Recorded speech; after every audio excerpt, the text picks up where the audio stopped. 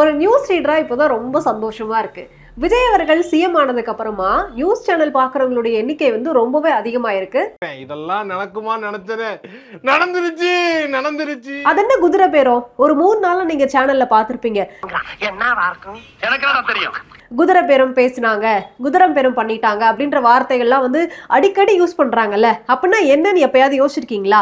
புதுசா ஒரு government form பண்ணும்போது அவங்களுக்கு பெரும்பான்மை கிடைக்காத பட்சத்துல மற்ற கட்சிகள்ல எலெக்ஷன்ல நின்று ஜெயிச்சிருப்பாங்கல்ல எம்எல்ஏக்கள், அவங்க கிட்ட போய் ரெக்வெஸ்ட் பண்ணி தார்மீக ரீதியா கேட்பாங்க.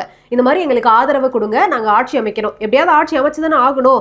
சோ பெரும்பான்மை கிடைக்காத பட்சத்துல இந்த மாதிரி டைரக்டா வெளிப்படைத்தன்மையா மீடியாக்கெல்லாம் தெரிகிற மாதிரி அவங்க கிட்ட ரெக்வெஸ்ட் பண்ணி அவங்க ஆதரவை எடுத்துக்கிறது. அந்த கட்சிகளுமே அந்த கட்சிகளை சேர்ந்த எம்எல்ஏக்களுமே ஓகே நாங்க உங்களுக்கு எந்த ஒரு நிபந்தனையுமே இல்லாம ஆதரவு கொடுக்கறோம்னு அனௌன்ஸ் பண்ணுவாங்க இல்லையா.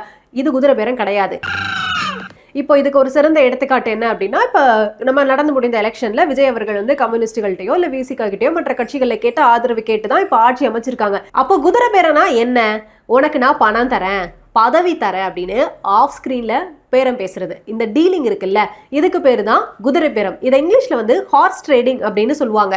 பணம் பதவி தரேன் மட்டும் கிடையாது, நீ எனக்கு ஆதரவு கொடுத்துதான் ஆகணும் அப்படின்னு கட்டாயப்படுத்துறதுக்கு பேரும் கூட தான் குதிரை பேரம். குதிரை பேரமை எந்த கட்சி வேணா பண்ணலாம். அதாவது எங்களுக்கு ஆதரவு கொடுங்கன்னு பண்ணலாம், இல்ல பர்டிகுலரா அந்த கட்சிக்கு ஆதரவு கொடுக்காதீங்கன்னு காசு கொடுத்து அவங்கள ஆதரவு கொடுக்க விடாம பண்றதுக்கு பேரும் குதிரை பேரம் தான்.